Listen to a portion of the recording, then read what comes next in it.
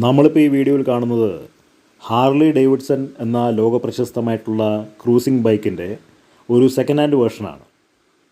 ഇത് 440 cc ആണ്, 27 bhp, 6000 rpm, torque വന്നിട്ട് 38 Nm, 4000 rpm ആണ് ഉള്ളത്. മൈലേജ് കാര്യമായിട്ടൊന്നുമില്ല. ഒരു മൈലേജ് കൂടിപ്പോയാൽ ഇപ്പോൾ സെക്കൻഡ്സ് വണ്ടിക്ക് ഒരു 10-15 ഒക്കെ കിട്ടത്തുള്ളൂ. അത് തന്നെ കിട്ടുമെന്നുള്ളത് സംശയമാണ്.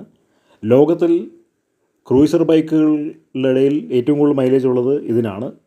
അതിൻ്റെ മോഡലിനനുസരിച്ചിരിക്കും അതിൻ്റെ മൈലേജ്. ഇതിൻ്റെ പ്രൈസ് വന്നിട്ട് ലക്ഷങ്ങൾ വിലമതിക്കുന്ന ഒരു ഇതാണ്. മിനിമം പ്രൈസ് വന്നിട്ട് 2.40 അതിൻ്റെ X440 അതിൻ്റെ സ്പോർട്സ്റ്റർ വന്നിട്ട് 16.49 ലക്ഷമാണ്.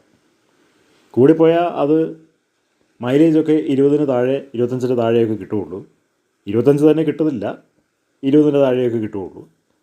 അത് ഹൈ സ്പീഡിലൊക്കെ നമ്മൾ പോയി കഴിയുമ്പോൾ പരമാവധി പെട്രോൾ അത് വലിച്ചെടുക്കും.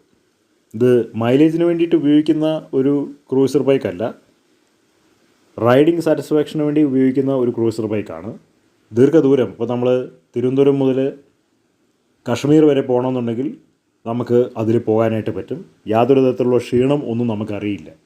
ഇനി അതുകൊണ്ട് അമേരിക്കയിൽ പോകണമെന്നുണ്ടെങ്കിൽ നമുക്ക് പോകാൻ പറ്റും. എത്ര നാൾ വേണമെങ്കിലും നമ്മൾ അതിൽ ഡ്രൈവ് ചെയ്ത് കഴിഞ്ഞാൽ നമ്മൾ അതിൻ്റെ ക്ഷീണം പോലും അറിയത്തില്ല. അതാണ് ഹാർലി ഡേവിഡ്സൻ്റെ ഏറ്റവും വലിയ പ്രത്യേകത. അമേരിക്കയിൽ ഒരുപാട് പേര് അത് ഉപയോഗിക്കുന്നുണ്ട്.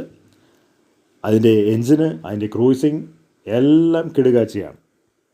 വലിയൊരു ശബ്ദമാണ്. ഹാർലി ഡേവിഡ്സൺ ബൈക്ക് വരുമ്പോൾ തന്നെ അതിൻ്റെ ശബ്ദം കേൾക്കുമ്പോൾ തന്നെ ബൈക്കുകളെക്കുറിച്ച് അറിയുന്ന ആളുകൾക്ക് അതിൻ്റെ ശബ്ദം തിരിച്ചറിയാനായിട്ട് കഴിയും. ആ നാട് മുഴുവനും ഇളക്കിക്കൊണ്ടുള്ള ഒരു ശബ്ദമാണ് അതിൻ്റെ സൈലൻസറിന് ഉള്ളത്. മറ്റുള്ള ബൈക്കുകളെ വെച്ച് കമ്പയർ ചെയ്യുമ്പോൾ ലോകോത്തര നിലവാരമാണ്. ഇന്ത്യയിൽ ഇറങ്ങിയിട്ടുള്ളതിൽ വെച്ച് റോയൽ എൻഫീൽഡിനെക്കാട്ടും നല്ല ബൈക്കാണ് ഹാർലി ഡേവിഡ്സൺ ബൈക്ക്.